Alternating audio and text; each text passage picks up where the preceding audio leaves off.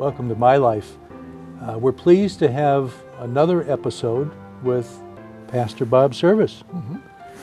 Pastor Bob has been the longtime pastor of the Oakwood Community Church, which is going to be celebrating its 60th anniversary here pretty soon. And before we covered the earlier years of Pastor Bob's life, let's go back to when you got married, Pastor Bob. Tell us a little bit about that situation. You told us an interesting story about how you were dating your wife's sister before. No, my wife's best friend. Oh, your wife's best friend, Yes. Okay. Yeah. And then we came to the conclusion that I should just date Janella and let Becky go by the wayside, which was interesting. And who came to that conclusion? I say it was me, and Janella says it was her, so that debate still goes on. And about what year would this have been? Wow, okay. Let me see. We got married in 76, so that probably had to be like 70, 75. I only knew her probably about a year before we got married. So you were well involved with the church at that time, right? Yes, I You were the pastor of the church. I was the pastor from 1966, and so I was really, really busy because I did pretty much everything. I was the youth director, I was the pastor, I helped with the janitoring and helped with the building, and when we put the addition on, and it was, yes, I was really... Now, how did you meet her? Was she part of the congregation, or? No, I was dating her best friend, and we had a missionary group came from Michigan State. They were a campus ministry at Michigan State University, and they came out for a Sunday morning service, and we were having a lunch for them after. And so I told Becky about it, and Becky and Janella were going up to Lapeer to a nursing home to minister at a nursing home in Lapeer, which, so where you're coming right by the church on your way back to Union Lake, so why don't you just stop by and have lunch with us? Well, they got there late, and everybody was gone, and my mom was kind of semi-invalid at that time, so I was taking care of her. Anyway, so they stopped by for lunch, and I says, everybody's gone and the food's gone, so come on back out to the house and I'll make you a peanut butter sandwich. And so that's the first time I met Janella, and there was something special about her right away. And so then that's when I had the problem of transitioning from one lady I was dating to another. A delicate situation. It really was. Tell me, were you living in Goodrich at that time, or had you moved? It was still Goodrich Mailing, just outside of Hadley, just south of Hadley, around the corner from where I live right now. Okay, and then you were living with your mother, is that Yes, the mom situation? and dad, until my dad died. And then we built a parsonage, a while after we remodeled the church. We built the parsonage around 1972 when my dad died. And so he died just before we moved into the parsonage. Okay. And so, the church had a house for us to live in. Now, your brother Bill got a little adventurous somewhere in here and decided to pursue his dreams. When did that all begin? It was, he graduated from Goodrich High School, and soon after that, he joined the Air Force, went down to Texas, and that's where he stayed for So he was really away from home during all these events that you're describing, right? Yep, pretty much so, yes, because he was down there and got married in Texas, and had his 3 kids while he was married in Texas. And then he got into TV business and worked his way up to general manager and did that and raised some horses in the meantime. He did that too, and got into the horse racing business, being in Kentucky. And so what was the small town minister thinking about all this? Well, I wasn't really jealous of him. We both had really exciting lives and really exciting professions, if you want to call that. And you could always beat him at golf, right? I think he beat me once. At least that's what, I don't think he did, but he says he beat me one time. And now we do well when we go best ball stuff, because we did that a couple of weeks ago, and that's when it's fun, because the Service brothers take on all comers, and that's when it's fun. My wife and I do that too. She's a good athlete, and so when my wife and I play against another couple or 2 guys, we usually beat everybody. Let's talk about your wife for a minute. Okay. Does she help you? Is she part of the church organization, or does she work outside the home, or did she? At first, she just had odd jobs along the way because she was so active in supporting me and working with me. And Matt came along 4 years after we got married, so helping raise Matt, or raising Matt, and I'm helping her because I just worked 60 and 70 hours a week because I loved it so much, and so I put in so much time. And we got married, and the year we got married, we put the addition on the church, and which was quite an experience because we came home from our honeymoon, and we already had the basement done, and they built the walls on top of the floor of the house of the church. And so we drive in, and the guys who were working there say, "Could you help us get these walls up? We need your help in putting those walls up because they're going to bring the trusses on Saturday, and we have the guys coming to put those on. And so we got to get these walls up." So my wife and I went and changed our clothes, and that was her beginning of not seeing me very much.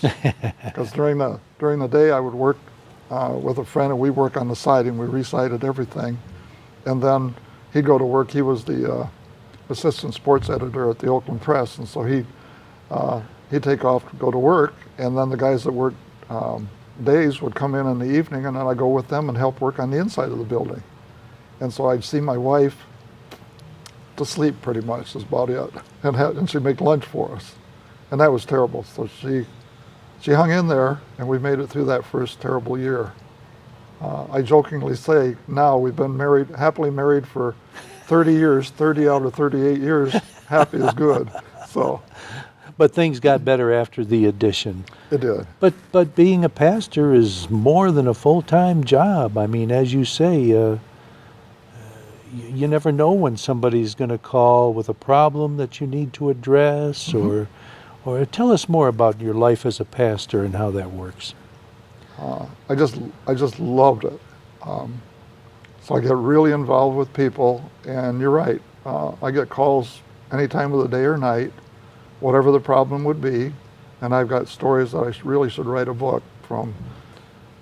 Calling me and saying, "I think my he's out I think he's going to kill himself. Could you come over middle of the night?" So I have to go over there, and he's got his guns out in the mobile home, and he's threatening to kill himself, and things like that happen a lot. How did you deal with something like that? Don't really know, and I guess that's what God has to do with it, because I don't really know. You really don't know what you're going to do, and when somebody has a gun, what do you do? We had a threat on one of our teenagers. He squealed on somebody who was passing drugs in high school, and they threatened to kill him. And so the they had 7 kids, and I sat with them all night, put all the furniture, made a circle in the middle of the living room, and we waited for somebody to throw a firebomb through the window to take care of this kid who squealed on him. They burned his car in the yard, but they never did anything to the house. Wow. It's just things that I guess you just do it because you know you should do it. Yeah. We're going to take a little break, but we'll be right back.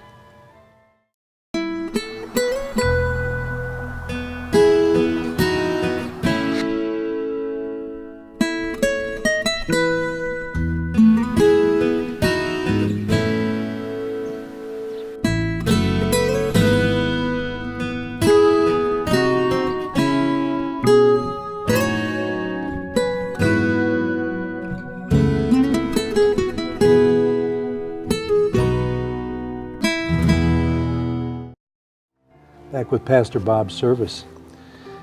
I'm sure you have many stories that you could tell us about being a minister, being a pastor. And they probably come in at all parts of the spectrum. What's one of the happiest memories that you have? Well, I guess probably the happiest one was when I got married, to find somebody that would do that, to marry somebody who's so involved in ministry, but she was very involved in college and in her church too, so she was ready for that. And having a son, pretty exciting. And because I was in my 40s when I had a son, and we were we were closer than a father-son. We were really good friends, and we still are. We did everything together, and just loved each other, so just like brothers. And they told me that's not the way to raise a son. You have to be the boss, and you have to, you have to beat on them and all this kind of stuff. And maybe that's why your kids didn't turn out too well, because our son is just the greatest kid. 34-year-old kid now. And that's great. But as far as being a pastor goes, you've witnessed a lot of people's various life's events. Yes. What's one of your happiest memories from that? There are a lot. The Sunday that we do baby dedications, and one Sunday we had 7 babies that were all born in the same 3 or 4 months, and to dedicate all those babies on the same Sunday morning service was a pretty exciting thing. I've got a really great picture of that in my little collage of all kinds of exciting things. I had, not part of the ministry, but 3 of my really best friends, Fletcher, Phil, and Merle, and I played a lot of golf for the last probably 35 years. We played golf all the time, and don't play so much anymore because they're, Fletcher goes to Florida for the winter, but we just had a couple of days of golf a week or so ago, and that's so exciting. And just people, it's just amazing how loving people are and how we can love each other through whatever comes along. And so I guess I can't pick out too many certain things, but it's just so much, just like a big family is what our church always was through those years. Being a pastor, you almost have to be a little bit of a policeman and a little bit of a psychiatrist and a little bit of a lot of things. Yes. Was there any particular event that completely took you by surprise during your ministry where you said, my goodness, you never trained me for this?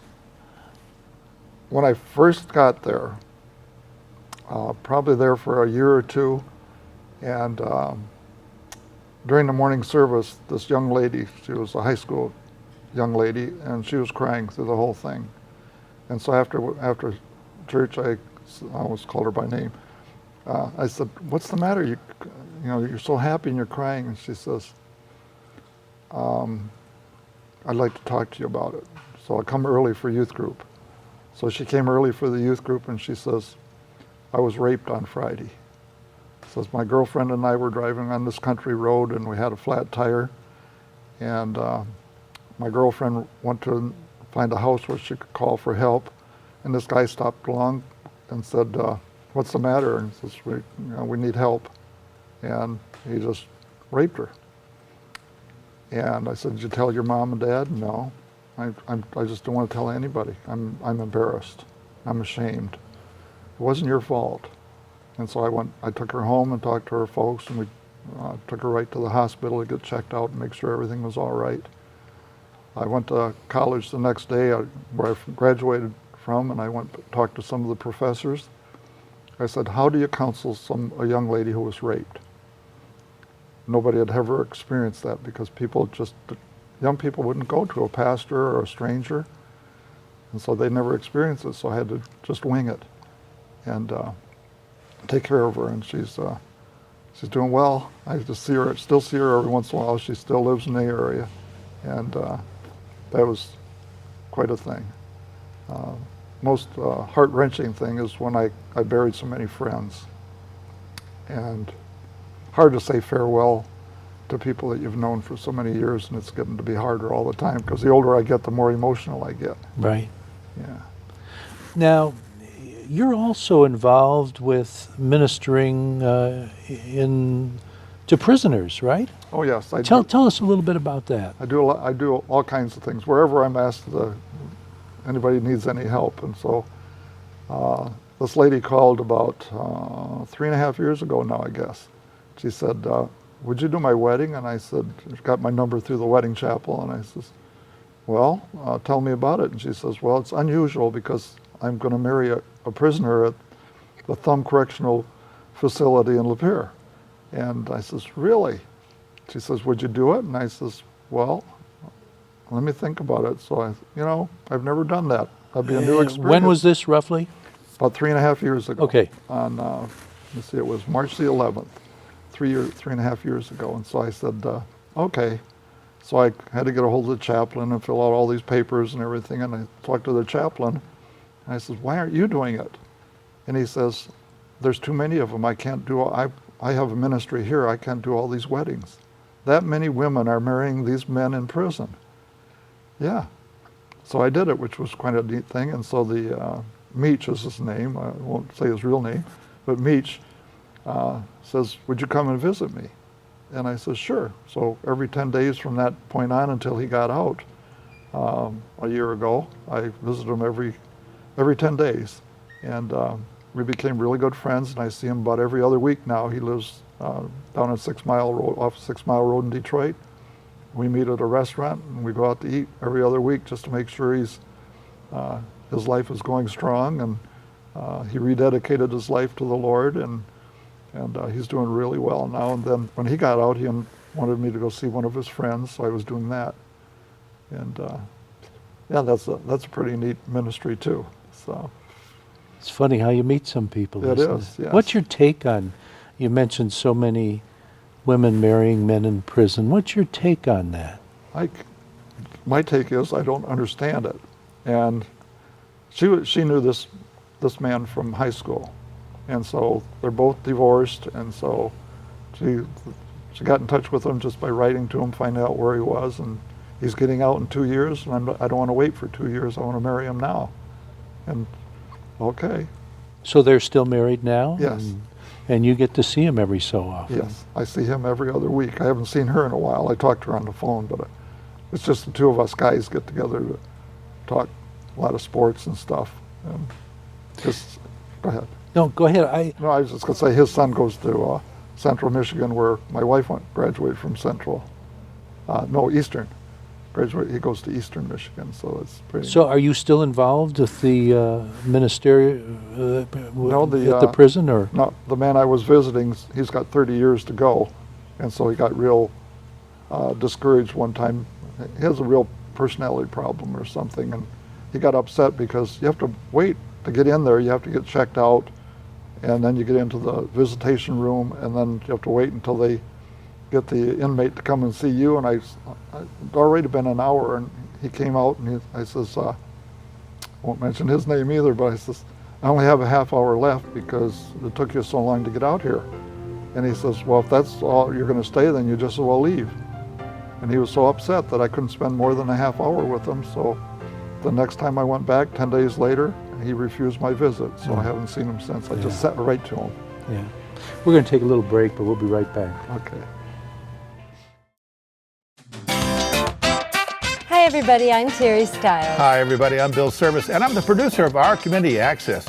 Terry and I started our show 8 years ago to bring our community into your living rooms. Our Community Access is a show born from the rich diversity of our community, and we want to brag about it and the people creating that diversity. Over the years, we've been from fox hunts to beekeeping and right in your own backyard. We welcome new businesses, chamber fashion, senior hobbies, class reunions, and much, much more. We've covered all our celebrations from Leonard Strawberry Festival to our premier Lone Ranger Parade. But there's still more avenues that we plan on going on. So watch Our Community Access at 9:30 and 5:30 every day, and you have a great, great week. Back with Pastor Bob Service on My Life. We really haven't talked much about your family, so let's start with your son. You have one child, a son. What is he doing, and does he live around here? He was at home while he went to college. Then he got a position at a Christian camp in the UP, being a cook. So he was there for quite a while. Married one of his friends that he met at camp when he was there, Diane Lieski, and they got married, and which was a pretty exciting thing. And then they had one daughter there, and when the second one was due, he said, being a cook, he had to cook on Sunday mornings for the campers. And so he said, either I get Sunday morning off to take my children to church, or I can't stay here. They did nothing about it. So he left. They moved to Traverse City, and Diane's a teacher, so she got a teaching job at Traverse City. And then he just trying to find something to do, so he bounced around from job to job, and now he has a job cooking again for a company that packages food for Kroger's and different stores, and he does a lot of stuff on his own, and he's back studying for his criminal justice degree. He has about 30 hours to go on that, and he pretty much has a job waiting for him when he graduates from that, gets that degree. That's great. And Traverse City isn't a bad place to visit either. No, and it's a nice place to be in criminal justice. It's a lot better than Detroit, if you know what I mean. Yes. How many children do they have now? Now they have two. The oldest is 5.5, and then they have a 3.5-year-old. And they're just really just the greatest kids. They don't do TV. They do a lot of book reading, and they'll watch DVDs and stuff, and that would be their entertainment that way. But they don't have TV for a babysitting. And when Grandma and Grandpa are there, it's just the greatest thing. Grandpa, will you read a story? Now read another story. Now read another story, and it's the greatest thing. And they're very active and most intelligent kids because they're my kids, but because that's what they do is they read. And this little 5-year-old, she reads with me. So do you want to read for a while? Yeah, let me read for a while, Grandpa. You listen. If I mess up, tell me what words I've said wrong. I'll bet you can't get enough of that. You can't. And it's hard to live here, but we have such a great place that we live, and all our friends are here. Again, that would really be starting over if we moved up there trying to find friends. Yeah. Now, your church is kind of in a temporary situation right now, aren't you, as Yes. far as the pastor goes? Yes. Tell us a little more about that. Well, Don Holliday came to us from Dallas. Kept getting bigger and bigger, and I kept getting older and older, so we figured it was time to get somebody, just in case something happened to me, because I'd already gone through a heart attack and bypass surgery. And so a year later, we decided maybe it's good. Now's the time to look for somebody to have two pastors. Yeah, when did you go through the health problems? Well, let me see. It's been 6 years, I think, 6 or 7 years Okay. ago. I had a heart attack in the middle of the night, and my wife was up at camp, and so I got my neighbor out of bed to take me to the hospital, and then so on July 3rd, they did 5 bypasses on my heart, and which was a pretty exciting experience too. And my son came down. My wife drove down, got there just before I had the surgery, and then my son came down, and it was pretty exciting because he said, "Dad, they had to use the paddles on you 5 times to keep you alive till they could have a surgeon to operate on you." And I said, no wonder my shoulders hurt so bad. I said, it wasn't the incision that hurt so bad, it was the shoulders from those paddles. And it was quite a thing. And so Don came, and then 2 years after, we were co-pastors for 2 years, and then they asked me to step down, and so Don took over, and now in November, just on Sunday morning, says that he's resigning, and so he left us. And now what we're going to do? So I they asked me if I would be the interim pastor again, and I says, I don't think I want to do that, but I have some suggestions for you, and I can give you people that can preach on Sundays. And one of them was Jeff Totten. I've known Jeff Totten is the chaplain for the Tigers, and I've known him for many years because he would come and preach once in a while for us. And so Jeff had done this for a couple other churches to fill in until they got somebody. During the Tigers season, they have a problem because he has to be there on Sundays when the Tigers are in town.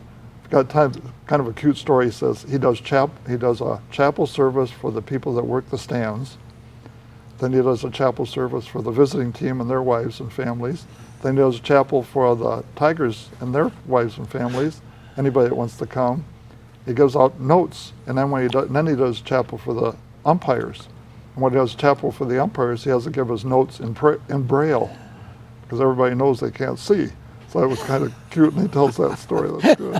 But he's our interim, and he preaches there quite often, or he lines other people up to preach. So we're making it. So do you ever tell him things like, tell Verlander he can do a lot better than that? Yeah, poor Verlander. He's having his problems now, and I don't know what the problem is, but supposedly a physical problem now. So the church is looking for a full-time, We're looking for a regular- full-time pastor right now. Somebody who They have a can- committee working on it, and soon we'll have some candidates, and so we're looking forward to that. So some of the other things you're doing to keep active these days. You're working out 3 times a week. Yeah, I work out 3 times a week, keep my golf game in shape so my brother will never beat me. And then I have 3 small group Bible studies that I do. They call them small groups. We meet in different homes each week, and so I do 2 of them, and then I help one of the elders with a men's fellowship on Monday mornings. Then I visit nursing homes and people that are homebound, and just go sit with people that people kind of forget along the way. And so I just go sit with them for an hour or so a week. And one guy I just did his funeral yesterday. Always had it was Tuesdays with Eugene. I go sit with Gene on Tuesdays for an hour or 2, and we just talk and just keep him going and stuff. And that's a lot what I do now. What goes through your mind at a time like that, when you've counseled and as we joked earlier, you marry him, you bury him, but Yes. a lot goes on in between. Yes. And when it's all over, from your point of view as a minister, what goes through your mind?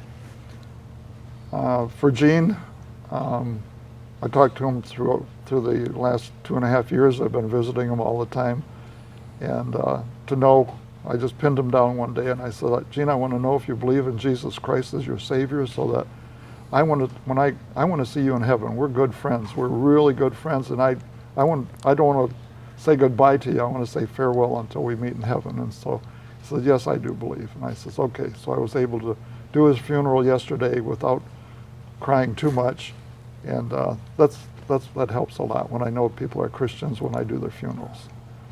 And so many of them are friends. Most of the weddings and funerals I do, I don't know the people at all. Yeah. I ask most of the guests we have on this program this question as a conclusion to our conversation. Mm-hmm. So you're off the hook after this. Okay.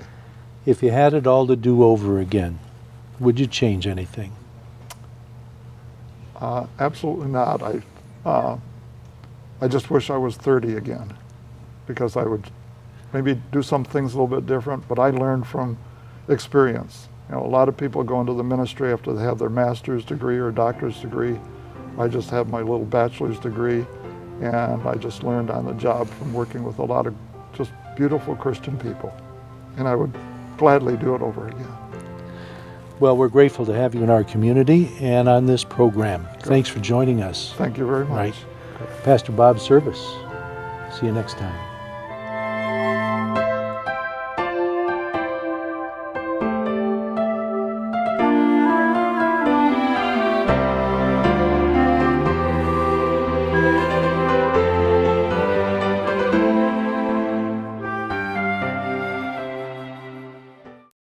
Take off your hat, throw it in the corner. Take off your hat, throw it in the corner. Take off your hat, throw it in the corner. I don't see why you stay a little longer.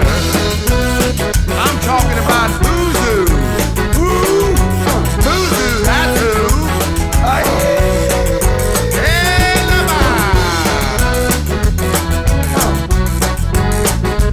oh yeah, come on down. Stay a little longer.